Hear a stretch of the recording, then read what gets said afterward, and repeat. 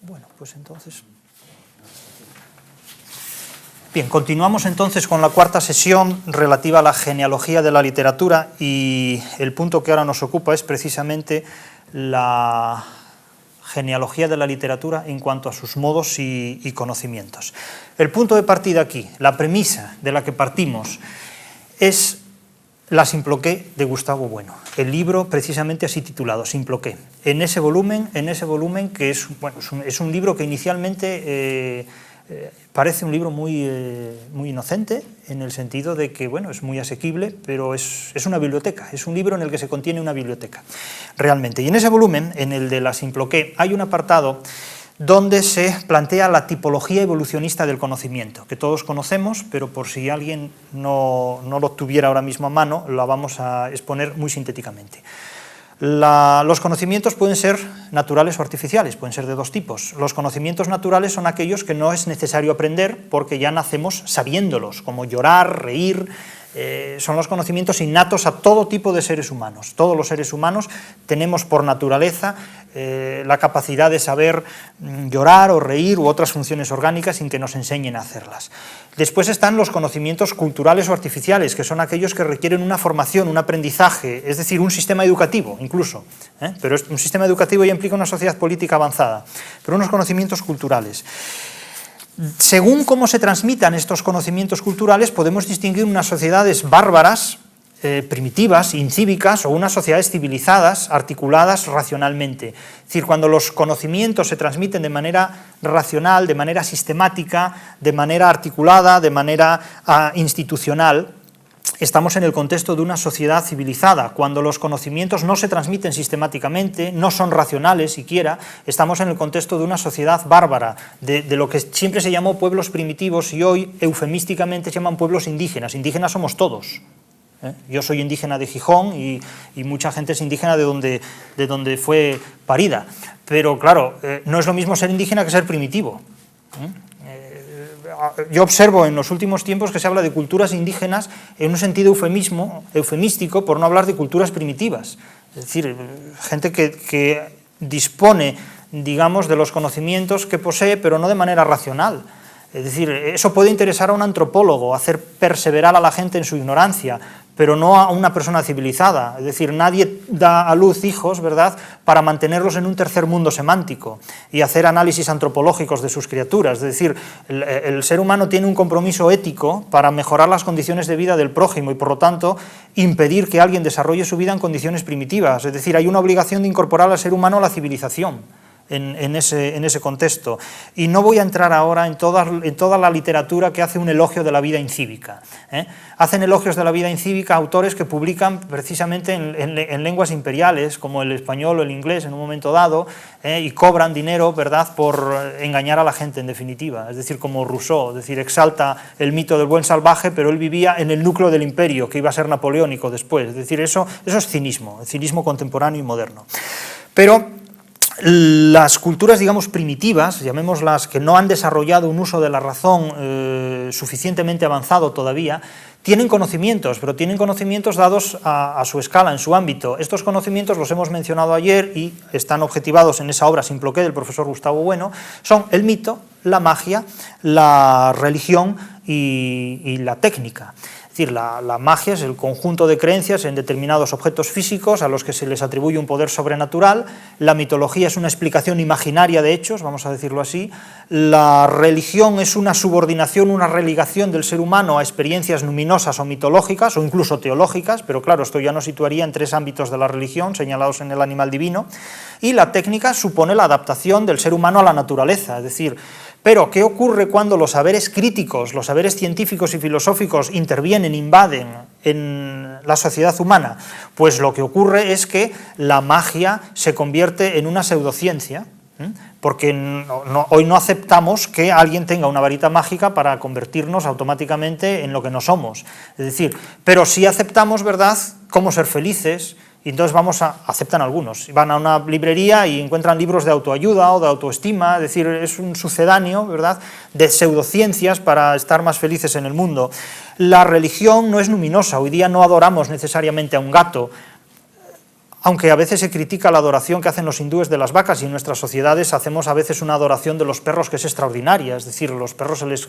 Y por no hablar del proyecto del gran simio, ¿verdad?, donde se atribuía a los monos en sus diferentes especies pues unas competencias extraordinarias, lo cual no sé si es una manera de ir abriendo futuro o no, no sabremos dónde iría a parar esto, pero es decir, la religión, la magia, el mito son formas de saber propias de culturas que no se han desarrollado racionalmente y que no se han desarrollado críticamente.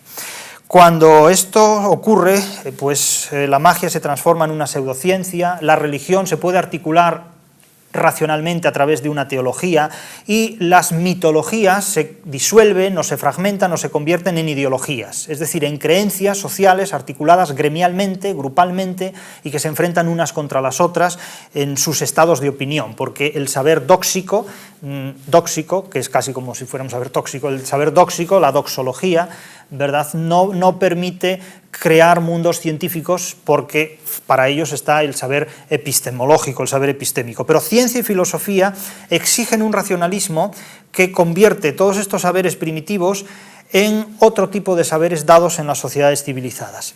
A partir de esta premisa, que todos podemos leer en el libro de la Simploqué, es posible construir una genealogía de la literatura de la manera siguiente. Si en una sociedad primitiva, en una sociedad, llamemos arcaica, primitiva en el tiempo, los saberes del mito, la religión, la magia y la técnica constituyen los referentes de lo que hacen esas sociedades, la literatura que hace esa sociedad estará determinada por el saber mítico, religioso, mágico y técnico de esa sociedad. Hay sociedades determinadas por estos saberes, y la literatura que han hecho está determinada por estos saberes. ¿Qué sucede en las sociedades donde estos saberes han sido intervenidos por la razón? Pues que la literatura ya es distinta, porque su literatura no está basada en el mito, en la magia o en la religión, sino que está basada en la ideología, o en la ciencia, o en la teología, en otro tipo de saberes. Por lo tanto, si nosotros cogemos cualquier obra literaria de cualquier época histórica o de cualquier zona geográfica, veremos que será posible integrarla en los 4 estadios que yo he señalado para la genealogía de la literatura, y que los he señalado a partir de la premisa tomada del libro Simploqué del profesor Gustavo Bueno, y que están en el siguiente esquema de esa página de las que disponemos. Es un esquema donde se habla de saberes literarios y tiene 3 columnas. La primera, modos de conocimiento acrítico, modos de conocimiento crítico. Entonces voy a explicar brevemente ese esquema. Este esquema se inspira en los procedimientos gráficos y esquemáticos que los que hemos leído el profesor Bueno hemos aprendido. El profesor Bueno suele establecer siempre totalidades, que clasifica conforme a criterios muy precisos, de manera que nada escapa en ellas. Yo he tratado de imitarlo en este proceso, con la fortuna que someto a vuestra consideración. Pero he distinguido en los saberes literarios los tipos de saber literario y los modos de saber literario. Es decir, he distinguido entre tipos y modos. Los tipos los he llamado prerracionales o irracionales, previos a la razón, o racionales, posteriores a la razón, y ocupan el eje horizontal o de abscisas. Los modos de conocimiento pueden ser críticos o acríticos. Los modos de conocimiento son críticos si se basan en una dialéctica, si establecen valores y contravalores, si separan lo que vale más de lo que vale menos. Y son acríticos si no lo hacen. Por lo tanto, si cruzamos los tipos de conocimiento, que serán racionales o irracionales, con los modos de conocimiento, que serán críticos o acríticos, tenemos 4 estadios, 4 casillas, 4 desenlaces, que darían lugar a 4 denominaciones que son las que constituyen la genealogía de la literatura. ¿Cuál es la primera de ellas? La primera de ellas sería lo que yo he llamado literatura primitiva o dogmática. ¿Por qué? Pues porque se basa en conocimientos prerracionales, preterracionales, previos a la razón, y que son también acríticos. Es decir, no es una literatura destinada a criticar nada, sino a postular, hacer elegías, hacer cantos épicos, y son prerracionales porque en ellas intervienen indistintamente mitos, elementos mágicos, religiosos, no articulados racionalmente, teológicamente. Es una entidad donde confluyen nebulosas magmáticas de diferente signo. cuyos saberes están determinados por el mito, la magia, la religión y la técnica, como se señala en ese apartado. ¿Cuáles son los ejemplos más representativos de literatura primitiva o dogmática? Hay muchos en este punto que señalar, pero yo señalaría dos, la Biblia y el Corán. En ese sentido, son previos a la razón humana y son acríticos, es decir, están destinados a fundamentar una determinada idea de Dios. En el caso de la Biblia es una epopeya trágica, es decir, es la historia trágica de un pueblo que busca un encuentro con un Dios, que es una historia de traiciones, lealtades, deslealtades, desencuentros, venganzas, arrepentimientos. Es un desastre, eso termina fatal, con reconstrucciones, es como un ordenador que se reinicia con un diluvio, con un pecado original, es un Dios frustrado, es un Dios más humano que sus propias humanas criaturas, etcétera, etcétera. Un segundo tipo de literatura es aquel en el que lo racional, donde ya aparece un discurso racional, donde el ser humano ya dispone de una razón desarrollada, se combina con lo acrítico. Usamos la razón, pero acríticamente, no para criticar nada, sino para salvaguardar determinados fundamentos, determinados dogmas, determinados fideísmos. Claro, aquí tenemos lo que sería una literatura programática o imperativa. Es decir, esto es así, y se utiliza la literatura para sostener una determinada moral que se identifica con un determinado grupo, una determinada fe que se identifica con una determinada religión, etc. ¿Qué sucede? Pues que aquí se ve lo que es el conocimiento acrítico de las sociedades civilizadas y racionales.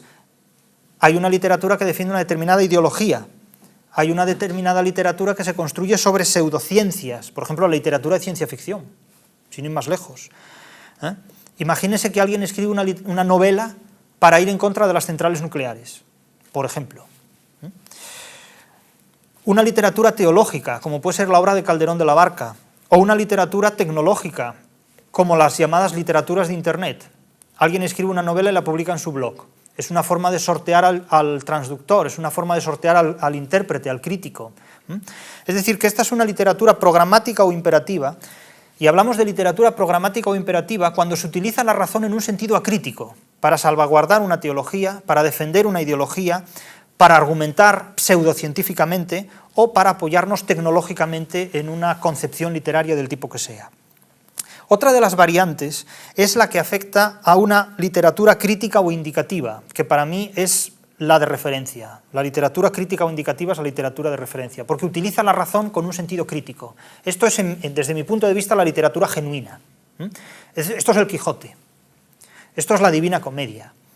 Esto es la obra de Goethe, es decir, la obra de los grandes autores, la que sobrepasa las normas establecidas en su tiempo. Ninguno de los autores literarios ha sido jamás políticamente correcto. Eso sería ridículo. Si Galileo hubiera sido políticamente correcto, la Tierra estaría fija en el centro del universo todavía. Es decir, si Cervantes hubiera sido políticamente correcto, la novela no existiría, porque ser políticamente correcto en el siglo XVI, XVII, implica cumplir con los géneros aristotélicos, que la novela era un género inconcebible por Aristóteles, porque no puede ser nunca un antihéroe protagonista de nada, en absoluto. Tiene que ser un héroe, ¿verdad? El teatro no puede tener como humildes a protagonistas de obras cómicas. El entremés es un género totalmente renacentista. Para Aristóteles el entremés era inconcebible completamente. Esto está fuera de toda lógica, Inconcebible incluso en el libro de la poética destinado a la comedia, que está extraviado o perdido, es inconcebible por completo. La literatura crítica o indicativa es aquella que utiliza la razón con un sentido crítico. Y por lo tanto aquí lo que hay es desmitificación frente a los mitos, es racionalismo frente a la magia. Es decir, no hay pseudociencia, no hay un racionalismo que tritura completamente los procedimientos mágicos. Hay filosofía frente a teología, porque claro, una vez me preguntaban, ¿qué es la política? Hombre, la política es aquello que debe defendernos de la injusticia y de la religión, y por supuesto del conocimiento fraudulento. Eso debe ser la política, la administración de la historia puede ser también. Pero la filosofía, en definitiva, es la relación racional de ideas, la relación racional crítica también de ideas, pero nunca confesional, como es una teología, en definitiva, ¿no? Cuando un autor escribe mirando de frente a lo que la filosofía le indica, tomando como referencia el estado de la ciencia propia de su época, tiene que hacer una literatura crítica y racional, y no lo contrario en ese contexto. Por eso la literatura crítica e indicativa es el exponente más elevado de la construcción literaria propiamente hablando. Luego tendríamos una literatura sofisticada o reconstructivista, que sería la que señalo en el apartado que me queda por mencionar. Aquí se produce una combinación de la crítica, porque se hace crítica en este tipo de literatura, pero el autor simula adoptar contenidos no racionales. Pero estos contenidos no racionales no son genuinos. Es decir, no podemos en el siglo XX fingir que no usamos la razón, después de que hemos aprendido a leer y a escribir, después de que nos han dado una formación escolar o académica o educativa. Es decir, que sí, y vuelvo al ejemplo que mencioné ayer de Alberti sobre Los Ángeles, o Sombra del Paraíso de Vicente Alessandre, sobre todo los poetas, o la obra de Gain Maria Gilke en la literatura alemana. Podemos construir en obras poéticas mundos que no existen en la realidad, mundos idealizados por completo. Podemos construir una obra donde los protagonistas sean ángeles. Bien, pero sabemos que no existen los ángeles. Sabemos además que nuestros lectores saben que no existen los ángeles, pero jugamos a recrear un mundo idílico, un mundo luminoso, ¿verdad? Esto es una reconstrucción simulada completamente. Por eso he dicho ayer, y lo reitero hoy de nuevo, que el irracionalismo humano siempre es un irracionalismo de diseño, porque para ser un irracional genuinamente hay que vivir en un mundo anterior a la razón, es decir, en el siglo VIII, en el siglo X antes de nuestra era, donde no disponemos de los mecanismos racionales que tenemos hoy día. Pero hoy día podemos decir que un rayo es la ira de un dios, sí, pero o somos unos cínicos, sabemos que nos estamos mintiendo, sabemos que estamos jugando. Es decir, cuando se hace un uso crítico de la literatura, pero irracional también, lo que estamos haciendo es una literatura sofisticada, sofisticado reconstructivista, tecnológicamente reconstructivista, porque estamos interpretando el mito en términos completamente psicológicos. Eso es un psicologismo. Es un sobrenaturalismo, porque estamos dotando de animismo entidades incorpóreas, duendes, númenes, El bosque encantado, por ejemplo, de Wenceslao Fernández Flórez, donde tenemos pues, una serie de duendes, duendecillos, figuras nómicas de todo tipo, pero eso es una recreación muy sofisticada que hace el racionalismo humano. El sobrenaturalismo, es decir, para los judíos anteriores contemporáneos del Antiguo Testamento, la división del Mar Rojo no era una ficción, era algo efectivamente existente, era algo que formaba parte de las leyes del pueblo hebreo, de la historia, de las crónicas, de los patriarcas del pueblo hebreo. No se consideraba una ficción eso. Evidentemente, hoy día una exposición cinematográfica de eso se explica por sobrenaturalismo, un sobrenaturalismo religioso, si se quiere, pero es un sobrenaturalismo. Es decir, una obra como Kafka, que mencionaba antes, de la metamorfosis, evidentemente aquí interviene el sobrenaturalismo. Es decir, todo el mundo sabe que al día siguiente, cuando se vaya a levantar, no va a estar convertido en una cucaracha. Podemos estar muertos, pero de lo que estamos seguros es que no vamos a ser un insecto. Otra cosa es lo que dice Borges, ¿no? Que decía, érase una vez un mandarín que soñó que era una mariposa, y cuando despertó no sabía si era una mariposa que soñaba ser un hombre. Y entonces los teóricos de la literatura, que son muy inteligentes, empiezan a desentrañar esta frase de Borges, a ver qué es lo que quiso decir, ¿no? Cuál es el sentido oculto de nuestra existencia. Y es simpaticísimo, porque yo creo que la mayor parte de lo que escribió Borges lo hizo pensando en teóricos de la literatura que se lanzarían sobre su obra para ver qué contenidos existían, ¿no? En ella. Por eso es muy simpático cuando se oía esto, que la teoría de la literatura tiene como finalidad resolver problemas que no existirían si no existiera la teoría de la literatura. Eso es estupendo. Y a veces hoy día podríamos decir que la universidad tiene como finalidad resolver problemas que no existirían si no existiera la universidad. Pero esto es otra cuestión.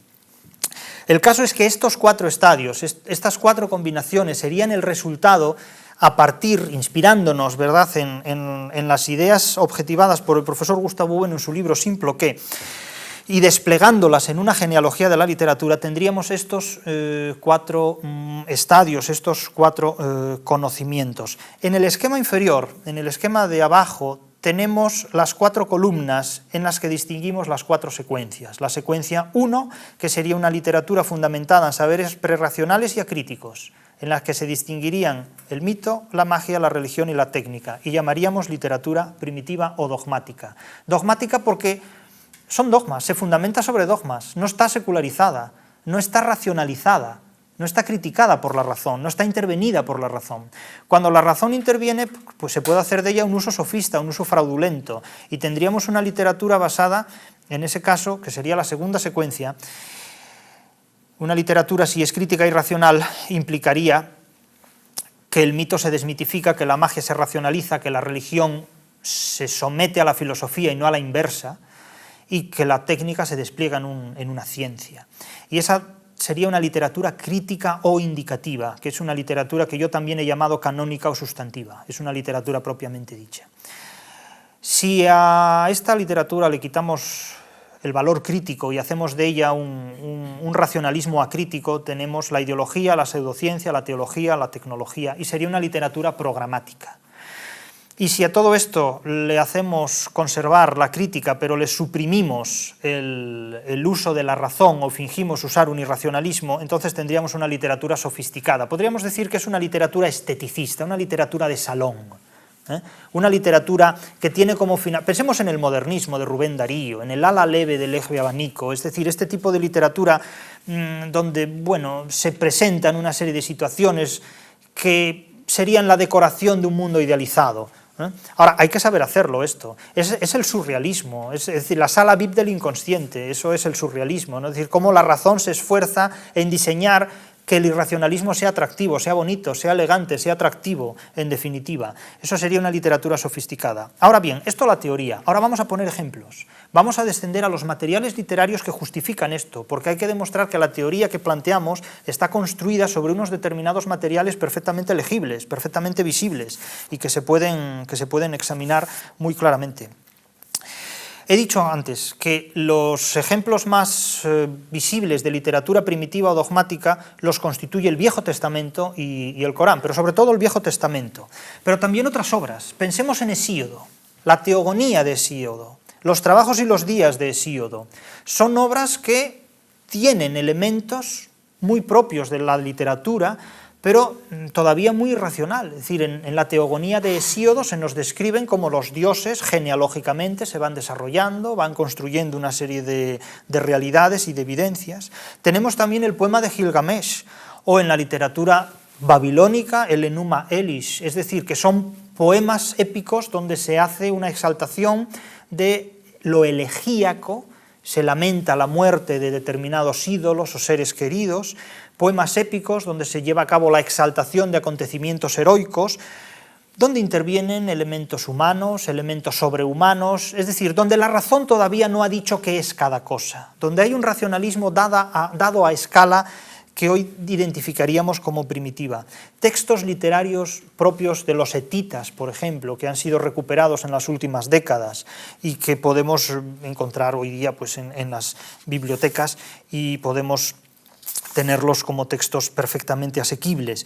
Pero, insisto, el Antiguo Testamento, desde el Génesis hasta el Apocalipsis, aunque este ya sea del Nuevo Testamento, presenta un riquísimo material ilustrativo de lo que aquí hemos denominado como una literatura primitiva o dogmática, que no ha sido además leído como literatura, porque el Antiguo Testamento no se puede leer como literario porque implica leerlo como ficción.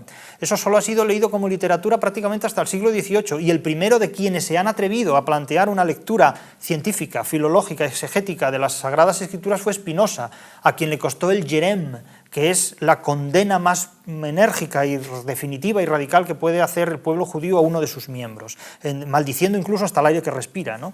Como le ocurrió a Spinoza en este sentido. El Spinoza que leía Cervantes, y lo leía en español, en su biblioteca, cuando se recogieron los libros de su biblioteca, había un ejemplar de las novelas ejemplares de Cervantes, precisamente en español.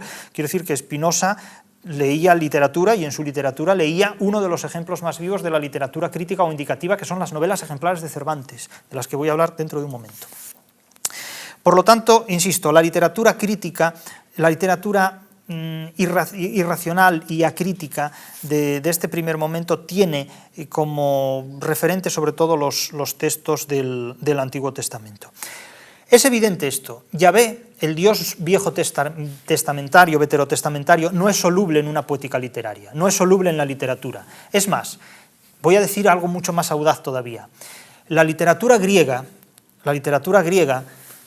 Ilíada y Odisea, que son las obras que inauguran la literatura crítica o indicativa, se desarrollan en un área geográfica no intervenida por el Dios hebreo.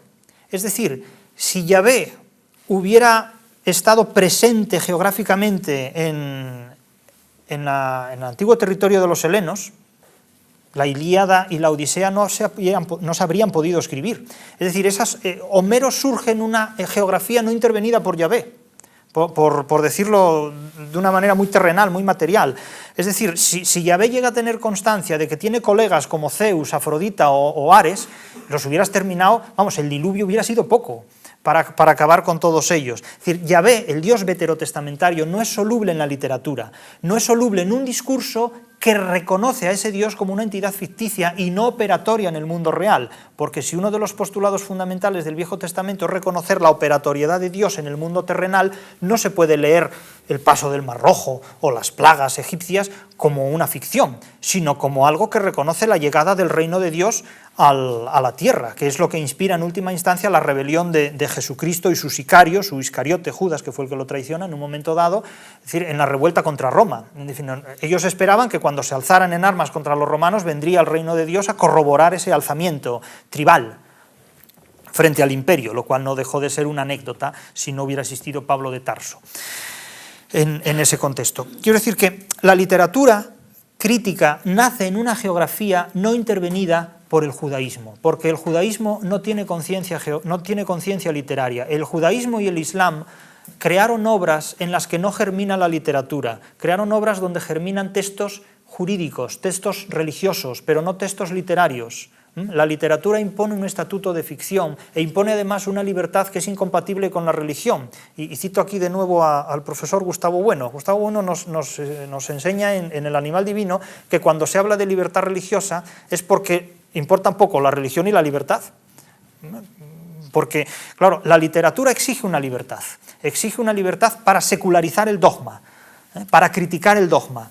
Y cuando eso se produce, entonces no podemos leer los textos religiosos como textos sagrados, porque la literatura es una secularización de la escritura, es una negación de los pentáculos y de las filacterias y del valor luminoso de las grafías y de todas estas cuestiones que se arrogan para sí mismas las Sagradas Escrituras como el Viejo Testamento.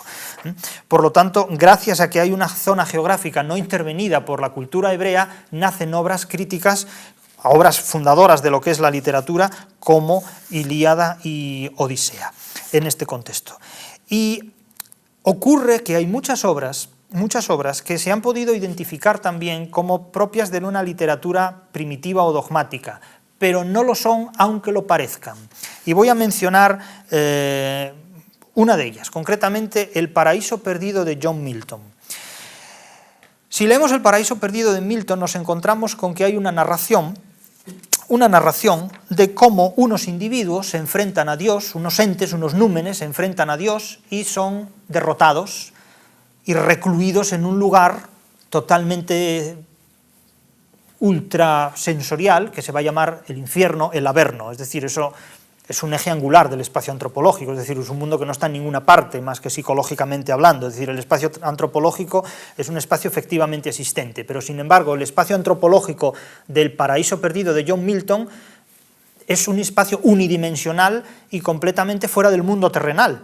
Es decir, es más, el paraíso perdido de John Milton termina cuando comienza la realidad, cuando la realidad física comienza, porque se sitúa en un ámbito límbico, en un paraíso terrenal del que el ser humano es expulsado y en una batalla celeste o interestelar entre las fuerzas benignas de Dios, que son benignas porque ellas dicen que son benignas, pero no porque tengan ningún contenido en sí mismo benigno, y las fuerzas malignas, porque son los feos, es casi como una auténtica película de la Guerra de las Galaxias, ¿verdad?, que son las fuerzas demoníacas. Pero detrás de todo esto lo que existe es el planteamiento de las guerras de religión civiles de la Inglaterra del siglo XVII, que terminan en el protectorado de Cromwell y que acaban como el Rosario de la Aurora, porque aquello fueron guerras civiles detrás de las cuales está la idea de política que subyace en la escritura que hace John Milton del Paraíso Perdido. Pensemos y vamos a ver cómo la literatura refleja claramente la ideología protestante en este contexto. Me pueden preguntar por Shakespeare. Shakespeare no pertenece a la literatura crítica, la literatura crítica o la literatura racional. Shakespeare tiene mucha suerte de haber escrito en inglés y de que vivamos en una época en la que el inglés es lengua de un imperio y de que haya un individuo como Harold Bloom que le escribe muchos libros. Pero Shakespeare, aparte de dramaturgo, no ha sido otra cosa. Es decir, Shakespeare crea una literatura que aquí llamaremos sofisticada o reconstructivista, llena de fantasmas, llena de individuos que oyen voces, llena de individuos que hablan con espectros, llena de brujas que hacen que Macbeth llegue a pretender el trono de Inglaterra, llena de individuos deformes físicamente como Ricardo III, que trata de desmitificar determinadas cosas políticas para llegar a ellas. Es decir, pero el caso de Shakespeare, insisto, Shakespeare ha tenido mucha suerte en escribir en inglés, en ese contexto, y de pertenecer a una cultura como la británica, que siempre ha puesto un gran esmero en hacer sofisticadamente un buen cuidado, casi yo diría culinario, de sus materiales estéticos. La cultura española es muy distinta. España es un imperio cultural abandonado, donde, bueno, pues a veces resulta que sus principales enemigos están dentro, ¿no? En ese sentido, porque no es casual que la habilitación de Cervantes, la canonización de Cervantes, la hayan llevado a cabo los extranjeros, precisamente los enemigos históricos de la nación española y del Estado español en este contexto. Pero insisto, a Shakespeare habría que situarlo, yo desde luego no tengo ninguna duda en este sentido, yo lo sitúo en una literatura reconstructivista, en una literatura esteticista, en una literatura donde la razón está muy intervenida, muy penetrada por lo extraordinario, lo fantástico y lo sobrenatural. Esto no es ningún demérito para la obra de Shakespeare, simplemente es la asignación al lugar que le corresponde. Es decir, no es la de Shakespeare una literatura crítica, es una literatura exultante, es una literatura teatral, es una literatura espectacular, ni más ni menos. Shakespeare es un Calderón mucho más alegre, mucho más completo, liberado de una teología, en ese sentido, pero nada más, nada menos, pero nada más. Shakespeare no es Cervantes, Cervantes es superior y irreductible a Shakespeare, en todos los sentidos, Vamos, para ir ya concluyendo, a la literatura programática. La literatura programática. La literatura programática o imperativa es aquella que responde a un programa, es aquella que responde a los imperativos de una ideología, de una teología, de una tecnología determinada, de unas pseudociencias. Entre los autores más representativos de una literatura programática, pues podemos encontrar mismamente a Gonzalo de Berceo, con los milagros de Nuestra Señora, mismamente a Calderón de la Barca, mismamente a Lope de Vega, que en 1609 compone El arte nuevo de hacer comedias, donde está exponiendo programáticamente cuáles son los objetivos de la comedia nueva y del teatro de la comedia nueva. Podemos encontrar también a toda la poesía social de Gabriel Celaya, podemos incluir aquí a todo el teatro épico de Bertolt Brecht, o sus piezas teatrales, a Inacta, o muchos otros. Podemos incluir también a el poema que he señalado aquí, que vamos a leer aquí, el poema que es el fundamento, poema fundador del creacionismo. Todas las vanguardias del siglo XX siguen un modelo, el manifiesto futurista de Marinetti, el manifiesto surrealista, los manifiestos surrealistas, que son 3 de André Breton, y un poema como Arte Poética de Huidobro es muy expresivo en este punto, porque claramente nos sitúa ante una literatura completamente programática desde intenciones estéticas. El poema dice así: que el verso sea como una llave, que abra 1000 puertas. Una hoja cae, algo pasa volando. Cuando miren los ojos, creado sea, y el alma del oyente quede temblando. Inventa mundos nuevos y cuida tu palabra. Fíjense en los imperativos, inventa, cuida, que el verso sea esto. Estamos en el cielo de los nervios, el músculo cuelga, como recuerdo en los museos.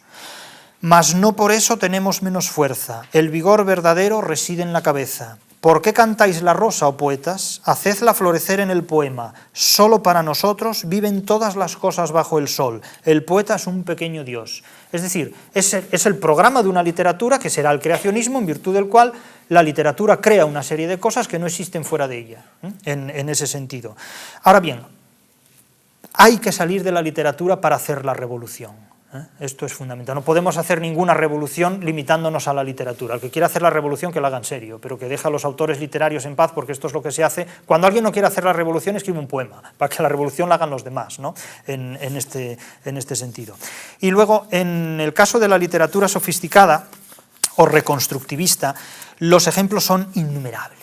Los ejemplos que tenemos en la literatura sofisticada o reconstructivista son innumerables. Esto supone sobre todo la recuperación de componentes arcaicos, como mencioné antes, de cultura, el bardo, ¿verdad?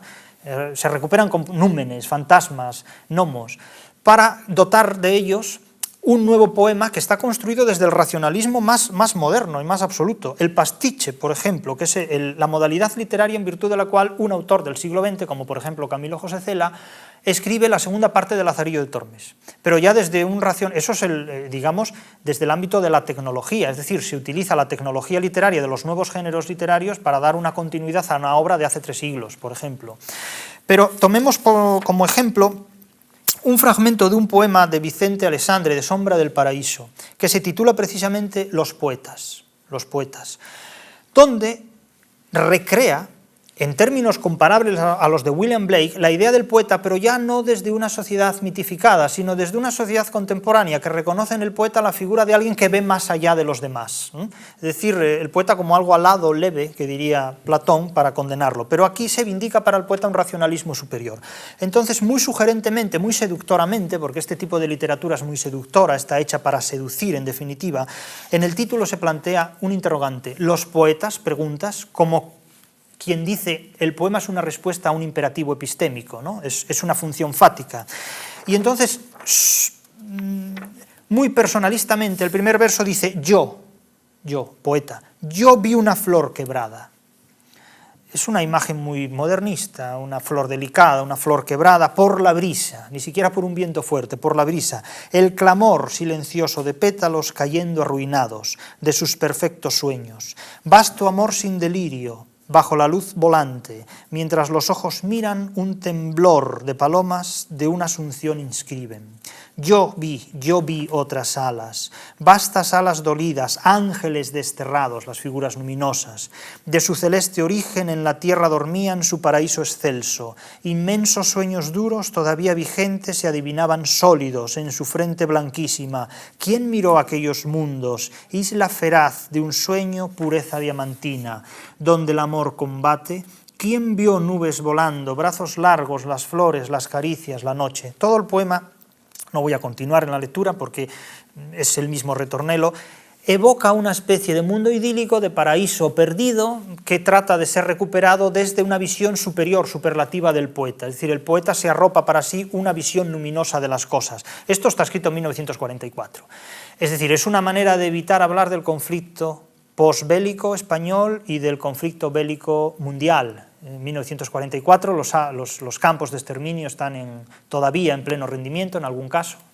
La posguerra civil española está dando lugar a consecuencias atroces todavía, y una forma de no meterse en líos es escribir poemas de esta naturaleza.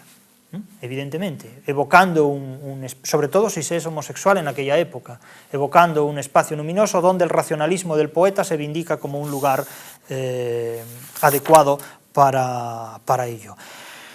Jorge Luis Borges es uno de los autores que más ha consagrado en la construcción literaria obras destinadas a una literatura sofisticada o reconstructivista en este contexto. Shakespeare, por supuesto, como mencioné antes, pero quiero decir con esto que cualquier poeta, cualquier autor, cualquier dramaturgo, cualquier novelista, cualquier escritor, cualquier material literario puede ser perfectamente inscrito en uno de estos 4 estadios que constituyen, materialmente hablando, la genealogía de la literatura, tomando como referencia los criterios de los saberes críticos o acríticos y de los tipos de conocimiento racional o prerracional, según se puede partir de la premisa formulada en la Simploqué de Bueno. Quiero decir con todo esto que es perfectamente posible articular una genealogía de la literatura a partir del materialismo filosófico, que siempre, bueno, se puede someter a la consideración del receptor y del oyente. Pero esto es todo por el momento.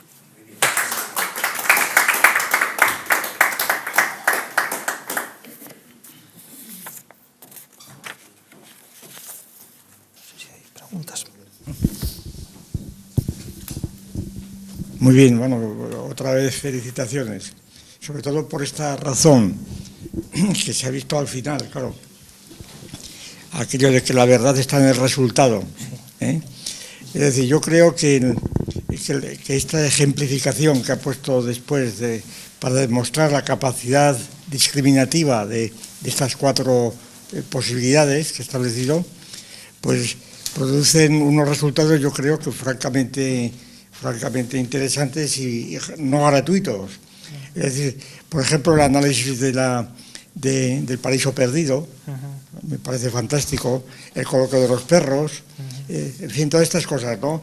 La clasificación del Antiguo Testamento, del Nuevo Testamento, del Apocalipsis, frente a la Ilíada, la Odisea, etcétera. Es decir, que son realidades que están ahí, literarias, claro, totalmente, vamos, son como piedras, como bultos, están ahí indiscutibles y que quedan clasificados. Y entonces yo creo que esta tarea, estos resultados que se nos ofrecen ahora, a mí me parece que pueden ser de una utilidad importantísima para toda la crítica literaria en la universidad y en todos los lados, dada la situación de absoluto caos que reina entre los críticos. Entonces, realmente, como él sabe perfectamente, como nos has puesto, dada la situación y la falta de criterios que hay. De manera que yo creo que esto es de una utilidad extraordinaria, la reivindicación de este racionalismo frente a la situación, pues eso, que no se sabe lo que es, realmente no se sabe lo que es, ¿verdad? Me estoy refiriendo a Barthes, a Derrida, a toda esta gente, ¿verdad? Los franceses y en español es justo decir, ¿verdad? Bien. Yo suelo leer casi todos los días los artículos de fondo de Raúl del Pozo, simplemente por razones literarias, como ejemplo de alguien que sí se ve por donde quiere decir, pero tampoco quiere comprometerse demasiado, y entonces se ve donde y es considerado por muchos como la última palabra hoy de la crítica, ¿verdad? Y sin embargo se ve que el hombre pues no sabe por dónde va, está completamente desorientado, ¿no? Es decir, el hombre completamente caótico, a pesar de no se puede decir pedantería, pero sí una cierta no sé, en fin, no quiero entrar en el asunto que es mucho más complicado. Y entonces, en ese sentido, yo creo, vamos, no es ninguna, simplemente una dificultad, o mejor dicho, ver cómo se puede resolver esta dificultad. Es que me tengo que cambiar porque no veo. Bien, gracias. Bueno, refiriéndome al cuadro este final, gracias, Tomás, que veo bien. Sí, pues en este cuadro de saberes literarios yo creo que aparece pues una cuestión que siempre se encuentra cuando se hacen cuadros de estos de doble entrada o de triple entrada, y es que muchas veces no es inmediato o evidente el cruce, la composición. Quiero decir lo siguiente, simplemente, cuando se cruza el modo de conocimiento acrítico, ¿verdad?, con el tipo de conocimiento racional, es decir, el cuadro segundo a la derecha, pues habría que justificar lo acrítico con lo racional, la composición de lo acrítico racional. Es decir, si es acrítico como es racional o viceversa. Claro. ¿Cómo explica eso? Y lo mismo cuando pasamos al segundo punto, lo crítico con lo prerracional. Mucho más complicado. ¿Verdad? Claro. Cómo lo prerracional puede ser crítico, etcétera. Entonces a mí me parece que convendría pues profundizar. Un momentito, a ver.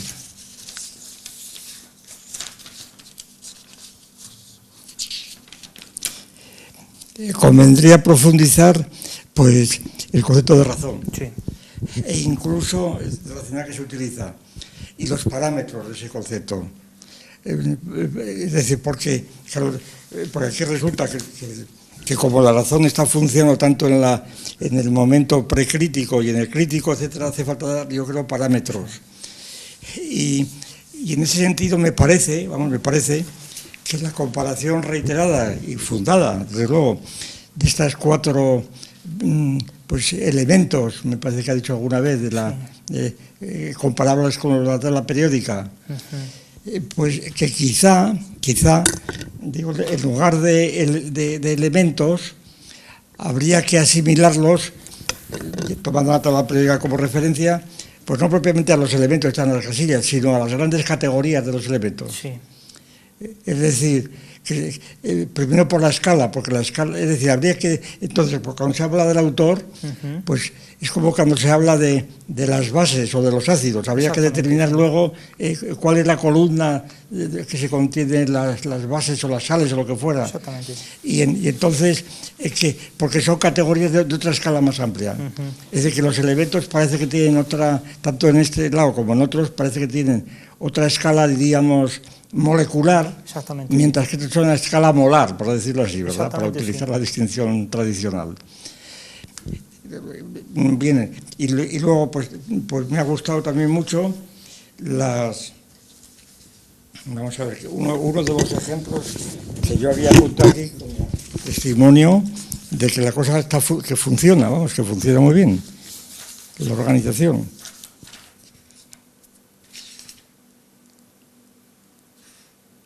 Pues ahora no lo encuentro yo por aquí, porque lo tengo aquí. Sí, bueno, me refería que me ha gustado mucho la comparación de Shakespeare con Cervantes, en el sentido, claro, favorable por decirlo así, a Cervantes, desde luego, ¿no? Me parece eso, que vamos, perfectamente, y Shakespeare también. Y me ha recordado, pues, conversaciones que hemos tenido con Regalado, sí, Antonio Regalado. Sí, Antonio Regalado, que ha estado aquí también hace 4 o 5 años. Y que una obsesión suya es comparar a Shakespeare con Calderón. Sí. Claro. Él es un anti-shakespeariano total, ¿verdad? Dice que eso es una calamidad, Shakespeare y demás, en la obra esa que tiene sobre Calderón. Sí. Y luego explicando, como él está muy metido en la carpintería teatral, ¿verdad? Sí, sí. Pues él explicaba muy bien, claro, esto hace falta someterlo a terceros jueces, ¿no? Explicaba muy bien la torpeza de Shakespeare en cuanto a la construcción de cada obra, cómo tiene que recurrir a matar a 8 o 10 individuos siempre, porque si no aquello no funciona. Eso llama al Cristo, pues, cita cosas realmente que, analizadas por él, pues realmente producen la sonrisa ante Shakespeare, ¿no? Y ante la estupefacción que produce a mucha gente. Y entonces contrapone a Calderón. Y claro, y de Calderón hace a veces interpretaciones, a mi juicio, interesantísimas, porque por el conocimiento que él tiene de la teología del siglo XVI y XVII, y luego de la filosofía alemana, que también está muy introducida en la filosofía alemana. De manera que eso también me ha gustado muchísimo. Bueno, todo esto lo digo no en son de crítica, sino todo lo contrario, ¿verdad? Que a mí me parece sobre todo que profundizar la definición de racionalismo, en una palabra, no darlo por supuesto, y marcar los parámetros que se utilizan aquí, yo creo que podría ser muy importante, ¿no? Sí, puedo comentar eso. Vamos a empezar aquí por el final. Claro, el gráfico es una abstracción, entonces es un gráfico para saber dónde estamos y para saber dónde nos movemos. Pero las dificultades, efectivamente, para determinar, en el caso último, por ejemplo, en el de la literatura sofisticada o reconstructivista, claro, ¿cómo calificar de prerracional unos saberes que están construidos sobre 20 siglos de razón, sobre 20 siglos de racionalismo? Claro, eso es... Hay que darle un nombre a eso. Tenemos que saber de qué estamos hablando cuando estamos hablando de eso. ¿Cómo tipificar un poema donde el protagonista es un ángel? Donde el protagonismo... Claro, eso está fuera de la razón. Es decir, no es racional presentar como protagonista a un ángel, porque eso es literatura fantástica o es literatura maravillosa. Pero entonces, ¿qué ocurre aquí? Aquí estamos jugando con la razón. Estamos fingiendo construir un concepto que está fuera del mundo real y del mundo tipificado racionalmente, que es en definitiva un producto muy sofisticado de la razón. Estamos tomando un término de la teología, como es el de ángel, y lo estamos situando en el contexto completamente terrenal, y le estamos dotando de atribuciones humanas, operatorias, etcétera, etcétera. Claro, esto solo se consigue cuando hemos adoptado un uso lúdico de un determinado concepto de razón. Claro, estas cuestiones hay que explicarlas mucho, sobre todo para que no venga ningún ingenuo, ningún incauto y empiece a ver lo que no hay, tanto en la literatura como en la crítica de la literatura. Por eso, este tipo de esquemas y este tipo de declaraciones tienen que ir muy bien explicadas, muy bien documentadas. Por lo tanto, en efecto, no se puede dar por supuesto nada, y menos una cosa tan exigente, un concepto tan exigente como es el de razón. Lo mismo en la literatura primitiva dogmática, es decir, en cada casilla, es decir, de qué concepto de razón, qué uso se está haciendo de la razón en cada caso concreto y de la crítica, porque claro, ¿cómo se puede ser acrítico usando la razón? Bien, pues esto hay que explicarlo. Es decir, pues se es acrítico usando la razón cuando desde un discurso de izquierdas o de derechas se está culpabilizando la izquierda o la derecha, pero se está ocultando las premisas propias que son objeto de esa misma culpa, por ejemplo, ¿verdad? Es un uso sofístico de la argumentación en un caso o en otro. Pero todo eso hay que detallarlo muy bien cuando se hagan presentes ejemplos literarios donde esto pueda exigirlo. Evidentemente, yo tengo en mente un poema ahora mismo de Alberti, de Rafael Alberti. Es un poeta muy crítico, un poeta muy irregular, donde ha escrito cosas muy buenas al lado de cosas rotundamente ridículas y espantosas completamente, ¿no? Pero el poema que se titula Goya, donde hace una crítica de la sociedad española del siglo XVIII, contra la Inquisición, contra la monarquía, contra la religión. Ahí está haciendo plenamente un uso de la razón y un uso de la crítica. Pero ¿cómo interpretar los poemas de Neruda en muchos casos? Cuando es un uso cínico completamente, cuando dice, en Estados Unidos la libertad es solo una estatua. Eso es casi el género literario de la Serna, ¿no? De Gómez de la Serna, este tipo de cosas. Es decir, esas cuestiones hay que vigilarlas mucho y de cara a una publicación. Por ejemplo, hablando de esto mismo, claro, el poema de Alberti, a mí me parece que en el siglo XX criticar la Inquisición o las costumbres del siglo XVIII me parece también totalmente anacrónico. Completamente. Es decir, que es una cosa que en principio pues, es facilísima por otra parte, pero es un anacronismo. Totalmente. Pero sobre todo me he evocado unas tertulias que teníamos, estoy hablando de Salamanca del año 1953, es decir, más de 60 años ya. Y como los interlocutores son muy conocidos, pues era por ejemplo Alvar, era Lázaro, que estaba ahí en Salamanca, y era el año, por allí debía ser, que habían dado el premio Nobel a Juan Ramón Jiménez. Juan Ramón Jiménez. Claro, es decir, estaban exultantes, ¿verdad? Y me acuerdo que estábamos un día, en una sala estaban leyendo un poema de Juan Ramón Jiménez donde dice que Dios está azul. Y claro, a mí me asombraba pues el grado de exaltación que tenían entre esto. Yo les decía, pero bueno, ¿cómo podéis valorar semejante majadería? Porque decir que Dios está azul no tiene sentido ninguno. ¿Cómo que no tiene sentido? Digo, vamos a ver, si el Dios que estáis hablando es el Dios de la teología de Aristóteles, eso es una estupidez de tal naturaleza, ¿verdad? Porque no tiene cualidades ninguna, bien.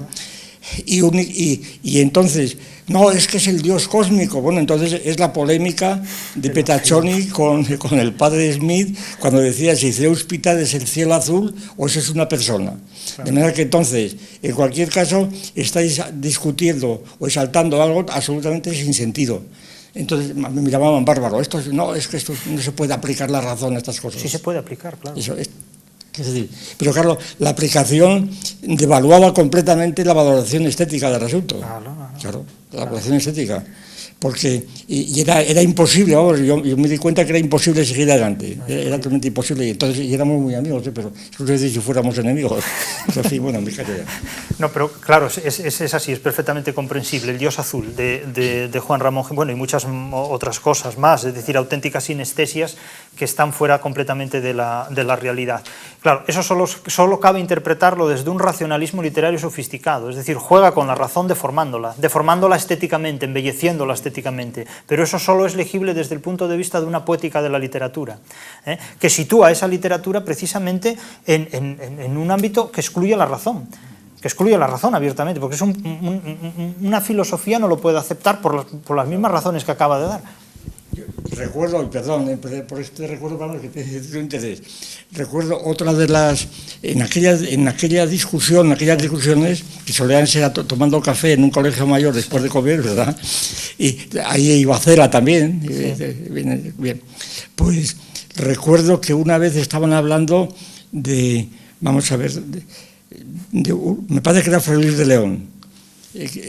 Dios tocando con la lira y cada nota salía al mundo. Sí, exactamente. Y yo le decía... La Oda Salinas. Bien, yo digo, bueno, pero eso no tiene la menor... eso es una cosa absurda porque, primero, la belleza, es que esto no puedes negar que es bello. Bueno, lo bello que yo veo es la forma de la lira, que es muy bella. Digo, en lugar de la lira poner un saxofón, ¿verdad? Y entonces Dios tocando el saxofón, pues no es nada bello. De manera que la belleza está en el saxofón, no en la literatura. Eso les hacía un poco más efecto. Hombre, pues algo hay de esto, pero no sé qué. Claro, no. Bueno, claro, la belleza de los objetos ultramodernos era lo que los futuristas ya consideraron en la poética de Marinetti y demás. Claro. Exactamente, pero eso necesitó muchos siglos para ser incorporado. Ahora, claro, todo eso es una recreación estética a través de formas verbales, que solo desde una mente del poeta se puede reconocer como hermoso y como bello. Pero incluso tenemos en la literatura más reciente... La poesía de Lorca. Emilio Alarcos, por ejemplo. Emilio Alarcos pensaba, y creo que muy racionalmente, de Lorca, que era un autor que decía cosas muy bonitas, pero que no tenía ningún sentido. Es decir, si nosotros leemos la poesía de Lorca, observamos que los versos son muy hermosos, suenan muy bien, pero son sensibles, pero no inteligibles. Es lo mismo que sucede con El Dios Azul. Eso es sensible, dices, qué cosa tan bonita, qué cosa tan estupenda, ¿verdad? Pero inteligiblemente es igual a cero. Entonces, cuando yo recuerdo, por ejemplo, el Zorongo Gitano, cuando Lorca dice: las manos de mi cariño te están bordando una capa con agremán de alelíe y esclavina de agua. Claro, no tiene sentido ninguno. No tiene ningún sentido. Eso, el intérprete, el lector, el oyente, lo único que percibe en eso es que hay una labor realizada con las manos sobre la que se proyecta un especial afecto, pero literalmente no significa nada. Claro. Es decir, hay que hacer una interpretación transliteral de todo eso. Y sobre todo cuando empiezan a introducirse alelíes y cosas de ese tipo, que me recuerda aquella anécdota de una Villaespesa, me parece, que paseando le decía los nenúfares y le preguntaba Villaespesa a un amuno: ¿y qué son los nenúfares? Dice: eso que tú tantas veces pones en tus versos, ¿verdad? Exactamente, la definición extensiva que le dio de ellos. Y entonces es así, entonces de ahí que se vindique una interpretación poética. Pero, insisto, la literatura tiene que rebasar lo sensible, porque exige lo inteligible. Es como la música. La música podemos decir: ay, qué bonito, el tono de re mayor suena a optimismo. ¿Y por qué optimismo?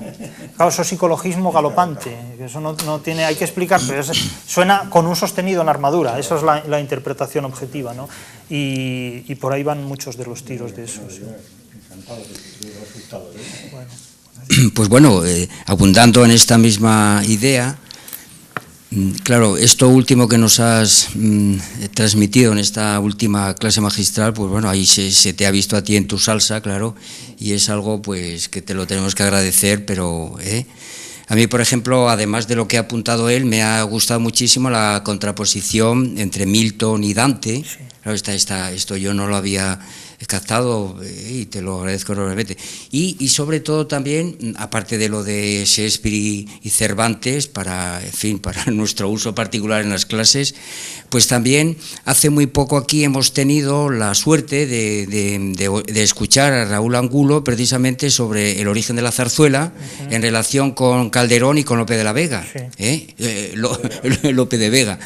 Y bueno, pues tu apunte, tu rasguño acerca de este asunto, pues a mí me permite pues darle una nueva pincelada a ese trabajo de Raúl Angulo, acerca de, digamos, que atribuirle a Calderón ni más ni menos que el núcleo de la zarzuela, y que también incorpora pues la comedia nueva, y vamos, que por ahí, bueno, y pues no digamos pues agradecerte la distinción entre lo fantástico, lo maravilloso, lo mágico. Bueno, bien, esto no sabes de qué manera te lo tenemos que agradecer, ¿verdad? Yo ahora quisiera, en todo caso, hacer alguna sugerencia, un poco en la línea de lo que te escuchamos ayer, pero ahora más en relación, más ya directamente entre filosofía y literatura, ¿verdad? y luego hacerte también algunas preguntas interesadas en relación con cierta obra literaria que yo ahora estoy intentando trabajar y pedirte tú, pues que me des un consejo, una ayuda, sobre todo sobre la literatura bélica, porque al final la has insinuado, el concepto de guerra y paz, y yo estoy a estos textos y a lo mejor pues preguntarte por algunas obras, a ver qué pudiera esto sugerirme. Bueno, vamos a ver, algunas incógnitas o algunas... Yo sigo todavía pidiéndote que si bien recurres en el origen de la literatura pues al eje angular, que yo todavía no veo muy claro dónde estaría la demarcación entre lo que sería literatura que contiene, por así decirlo, pues unidades numinosas y la propia religión. O sea, que yo te pediría, bueno, supongo que esto lo vas a escribir y a lo mejor ahí tú lo haces explícito, pero en tu exposición a mí me parece que eso no ha quedado explícito. Es decir, entonces, ¿cuál es la diferencia entre lo que podríamos considerar el núcleo literario y la religión propiamente dicha, ¿verdad? Que por supuesto la literatura contiene elementos religiosos, estamos completamente de acuerdo, pero ¿dónde estaría la diferencia, verdad? Esta sería una primera incógnita que yo, pues eso, pediría que nos lo hicieras explícito o a lo mejor que nos remites a tu escrito y ya está, ¿verdad? Bueno, y el asunto más duro, a mi juicio, más duro de digerir, es precisamente las relaciones entre filosofía y literatura, porque al final has hablado de una alianza, claro, y entonces preguntarte también por cuál es el contenido de esa alianza, ¿verdad? Y entonces hoy, así como en las exposiciones de ayer me pareció captar que tú nos sugerías una gnoseología de la literatura, es decir, una especie de ciencias literarias, y que aunque no lo explicitaste, pues sí que ejercitaste algunas de las metodologías propias de tanto alfa como beta, en cuanto a la estructura y en cuanto pues a la teoría de juegos, etcétera. Pues en la exposición de hoy, hay un momento en el que me parece a mí que tú lo que estás ejercitando es una filosofía de la literatura. Yo creo ver que tú lo que pretendes es esto, muy bien, y así como ayer había más bien un intento de un esbozo de gnoseología de la literatura, pues hoy has querido hacer una filosofía de la literatura, ¿verdad? Bueno, pero entonces aquí es donde viene mi gran duda o mi gran pega, porque hay momentos en los que yo no veo claro la distinción que podemos hacer entre literatura y filosofía. Y voy entonces a ese cuadro que tú has realizado. El profesor Bueno ha puesto alguna pega, yo pondría unas de tipo también dorsográfico, porque el origen de este cuadro pues está en un manual que escribió él para el bachillerato, pero que es de la década de los 80, y que pues de lo que el profesor Bueno, aparte de que no es solo suyo, sino que hay otros dos autores, que es Alberto Hidalgo y Iglesias, Carlos Iglesias, se me había olvidado el nombre, ¿verdad? Y entonces, pues que de ese texto al sentido de la vida, pues hay mucha diferencia. Es como si dijéramos que ese primer manual es un edificio del cual solo queda la fachada, y entonces lo de dentro hay que derruirlo completamente ya. Es decir, que no se puede ni mucho menos mantener todo esto que... Pero bueno, yo creo que esto es secundario, ahora mismo, en función de lo que ha dicho el profesor Bueno, que es los resultados. Y porque el recorrido que has hecho por las obras fundamentales, pues claro, eso yo no se lo he escuchado a ningún crítico y a ningún profesor de literatura en la vida, vamos. Y en este sentido, pues esto es de agradecértelo, vamos, de manera infinita. Bueno, quitando entonces ese asunto de carácter pues doxográfico, que pues a mi juicio ahora mismo es secundario en función de los resultados, pues esto pedirte que a lo mejor lo tienes pensado en tu escrito, pero que a mí no me ha parecido explícito aquí, porque claro, uno de las modalidades, uno de los tipos y de los modos cruzados con los tipos, que eso también tiene mucho mérito, estos cursos que haces. al margen de lo que te ha propuesto el profesor Bueno, que hay que fundamentar ahí el concepto de razón. Eso mismo te lo digo yo en concepto de la palabra crítica. Claro. Ahí está. Y entonces cuando haces de literatura crítica, pues yo no veo muy claro, por como hablas de una alianza, pues cuál es la diferencia entre la literatura crítica y la filosofía crítica, como enfrentada, pues eso, a la filosofía exenta o a la filosofía adjetiva, ¿no? Sin duda alguna, podríamos decir que la filosofía adjetiva pues se correspondería un poco con la literatura posmoderna. Con la literatura adjetiva, eso que también la habría. También, muy bien. También la habría. Pero que yo entonces lo que te sugiero y lo que te pido es esto, es que tienes que, a mi juicio, marcar las diferencias entre lo que es filosofía crítica y lo que es literatura crítica, ¿no? Y que son géneros diferentes, con independencia, por supuesto, de que en las obras de literatura crítica pues haya ideas filosóficas pues disueltas, eso sin duda. Pero que entonces la tal alianza pues tiene también que marcar pues las diferencias, porque si no pues confundimos la filosofía con la literatura, ¿verdad? Bueno, entonces dicho esto, que serían las dos incógnitas mías, ¿no? La petición por mi parte de que determines con más claridad pues eso, los géneros, es decir, religión, literatura.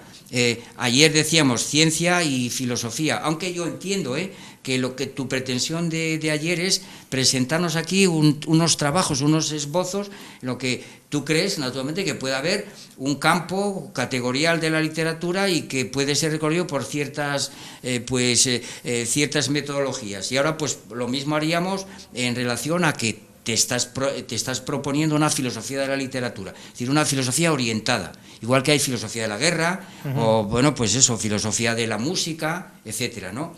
Bueno, y ya finalmente, como algo, podríamos decir, de carácter de interés particular, preguntarte por algunas obras en las que yo últimamente me he metido en relación a mi preocupación actual, que es la guerra, es precisamente la filosofía de la guerra. Y entonces una de las categorías bélicas pues es la literatura, otra el cine, por supuesto lo estuve haciendo un recorrido aquí por las... Y yo pues eso, me enfrenté a algunas obras de literatura, y yo quería pedirte de alguna manera consejo, a ver cómo lo que ya me has dicho con respecto a estas clasificaciones ya me orienta un poco, ¿no?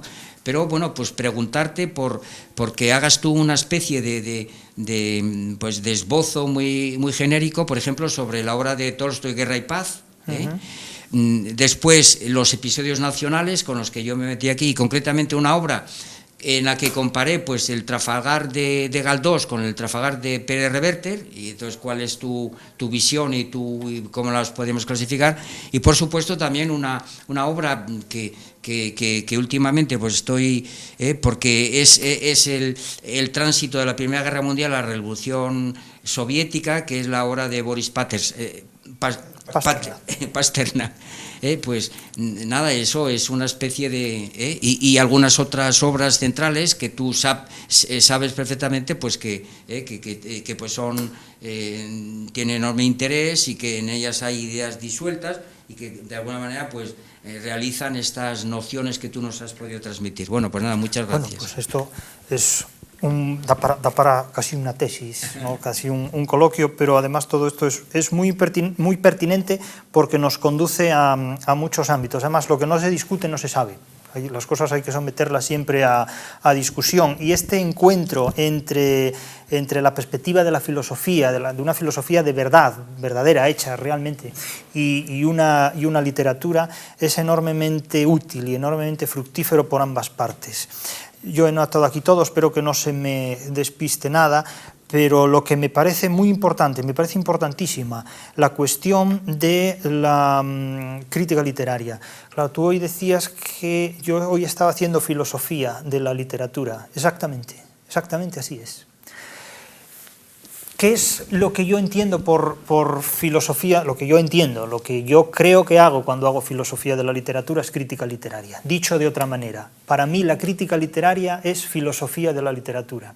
¿Y por qué lo es? Lo es porque, como sabemos, quienes hemos leído el materialismo filosófico, La crítica no se puede ejercer de espaldas a la ciencia, es decir, para ejercer la crítica tenemos que tener una base científica, tenemos que hacerlo sobre un campo categorial o sobre varios campos categoriales, pero no podemos ejercer la crítica de espaldas a la realidad y a un conocimiento conceptualizado de la realidad, porque entonces no sabemos de qué estamos hablando, no sabemos qué hacemos. Por lo tanto, el ejercicio de la crítica literaria va a ser siempre un saber secundario, porque el saber primario es el de la teoría de la literatura, es decir, el conocimiento científico de los materiales literarios. Una vez que esos materiales literarios están conceptualizados, allí hasta donde podamos conceptualizarlos, hasta donde llega el transductor, en definitiva, que es cuando se produce lo que podemos vislumbrar como el cierre categorial de todo esto, entonces podemos ejercer la crítica.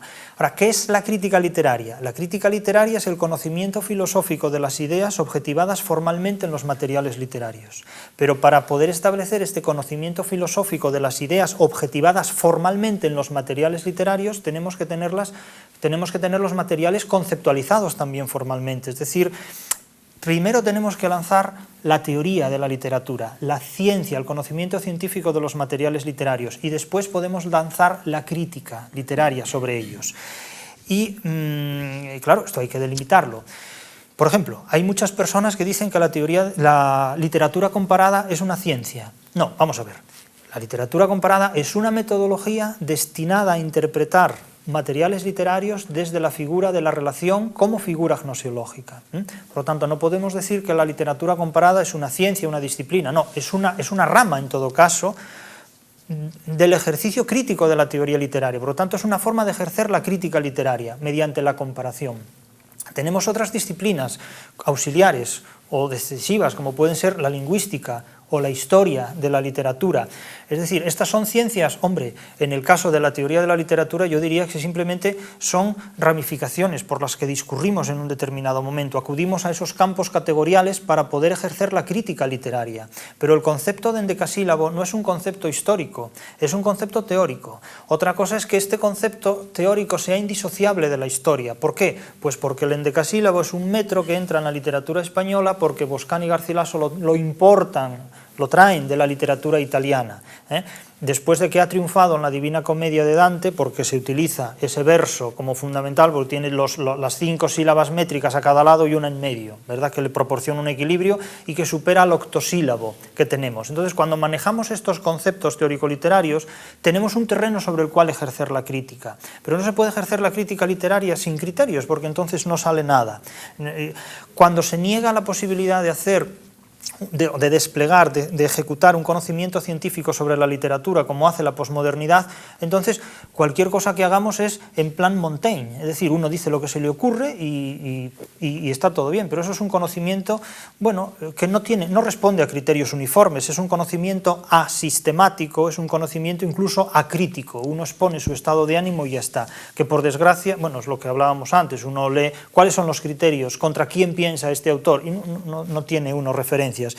Esas son fronteras que conviene delimitar muy claramente y desde luego sí deseo hacerlo porque es fundamental distinguir el saber conceptual basado en conceptos del saber basado en ideas que rebasan conceptualmente esas categorías, que rebasan esos saberes conceptuales.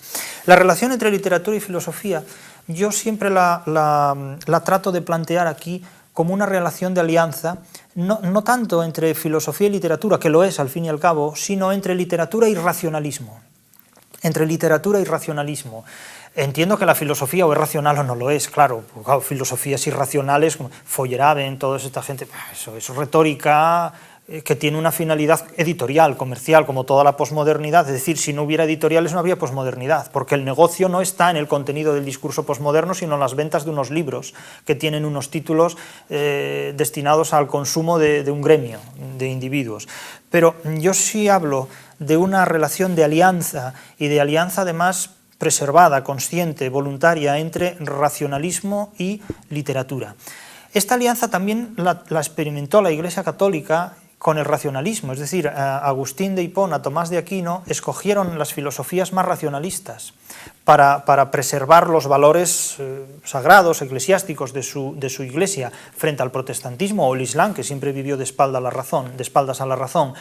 Ahora bien, ese racionalismo del que hizo uso la Iglesia, Agustín de Hipona y Tomás, es un racionalismo idealista. Es un racionalismo idealista para preservar unos dogmas, ¿verdad? Pero es un idealismo, la virginidad de María, la resurrección de las almas, etc. Pero ellos tratan de justificarlo racionalmente a partir de la filosofía platónica o aristotélica. En el caso de la literatura también, desde que descubre el racionalismo, pacta con él. Pero en algunos casos ese pacto tiene un desenlace idealista. Es decir, se utiliza la razón para componer obras literarias pues donde el protagonista es una cucaracha, como la Metamorfosis de Kafka, donde la protagonista es una señora que se tira al monte a cuidar cabras y así es feliz. Eso es muy discutible, eso habría que ver, ¿no? Es decir, se vende un idealismo, es decir, una relación entre términos que no es operatoria realmente, sino que es operatoria idealmente, etcétera, etcétera. De manera que racionalismo hay siempre, pero en unos casos ese racionalismo va a tener un desenlace muy ideal, muy idealista, y en otros no tanto, va a ser más crítico. Entonces, cuando circulamos por el ámbito idealista, la crítica se atenúa mucho, la crítica se atenúa muchísimo. Pensemos en la teología de Calderón. Muchos autores consideran que Calderón es un gran teólogo. No es cierto. Calderón de teología sabía muy poco, pero sabía la suficiente como para hacer obras de teatro admirablemente armónicas con la teología contrarreformista. Y eso basta. Basta perfectamente para montar un tipo de teatro plenamente convincente. Es racionalista en El Príncipe Constante crear un protagonista que ejerce el melodrama martirológico, porque claro, el martirio es la única forma de suicidio tolerable por el catolicismo, de la misma manera que el homicidio es la única forma de asesinato tolerable por las democracias cuando hay una guerra. Es decir, la guerra es la única forma, digamos, de homicidio tolerada por las democracias y el martirio es la única forma de suicidio aceptada por la religión católica. Entonces ese señor, antes de entregar la plaza que le requieren los musulmanes, pues decide digamos, sacrificarse, es decir, que lo maten antes de intercambiarse, ¿verdad?, en ese terreno. La historia no ocurrió así, pero Calderón transforma esa leyenda para convertir esa obra de teatro en un melodrama martirológico. No es una obra crítica, porque es una obra que está destinada a salvaguardar la razón teológica, pero sí es una obra que usa la razón teológica. Es decir, la teología, si bien lo miramos, la teología es un racionalismo acrítico, porque razona, pero hasta donde los dogmas no se discuten. Cuando el dogma se pone en entredicho, entonces la crítica se detiene y la razón también. ¿En qué milímetro, en qué punto? Bueno, habría que ver cada obra en concreto, cada caso en concreto, pero todo el teatro calderoniano es así exactamente, es decir, se detiene cuando el dogma resulta tocado, ¿verdad? Y cuando no es así, entonces campea libremente, pero la razón se detiene ante determinados dogmas. Se me ocurre simplemente introducir como criterio de ese racionalismo crítico, no crítico, precisamente el componente materialista. Sí, claro, ahí está. Es decir, que la conexión de la crítica y el materialismo yo creo que es indisoluble. Indisoluble, rotundamente. Eso es... La prueba es que usted ha utilizado el idealismo, que es la contrafigura. Exactamente, eso es el punto clave. Eso es el... Claro, discutiendo las cosas se matizan mejor. Efectivamente, eso sí, el materialismo es crítico. Es decir, es que si la teología fuera materialista y no idealista, sería filosofía. Sería filosofía. Exactamente es así. Entonces, claro, ahí está la crítica de este asunto. Y después, la diferencia del numen y la religión. En las obras literarias no presentan esta diferencia desglosada. Lo confunden todo. Es decir, y lo confunden todo por muchísimas razones. Muchos autores han reprochado a Virgilio, muchos autores cristianos han reprochado a Virgilio, ¿verdad?, que, claro, es una pena que sea pagano, porque escribió una obra tan valiosa que debería haber sido católico. Esto está en Dante, por ejemplo. Dante sitúa a Virgilio en la antesala del limbo, es decir, donde están en un estado de ataraxia, sin pasiones, lo cual es terrible, porque eran buena gente, pero murieron antes de conocer el mensaje de Dios, entonces no los vamos a condenar, son valiosos. Pero era una pena, vienen a decir esto, porque escribieron en una época en la que no conocieron el mensaje de la providencia. Los autores posteriores a estos se encuentran ante dos ámbitos, el de la mitología, que nosotros identificamos con las religiones secundarias, y el de la teología, que identificamos con las religiones terciarias, y también el de los elementos luminosos que no han llegado a formar parte de ninguna religión secundaria. Entonces esto lo mezclan todo. Cervantes en la Numancia lo mezcla absolutamente todo, porque claro, no puede hacer un elogio del mundo pagano porque la Inquisición se lo puede proscribir. y presenta elementos mezclados. En El conjuro de la Celestina lo mismo hace Fernando de Rojas, e incorpora mitología pagana, que esa está tolerada, socapa de clasicismo humanista, renacentista.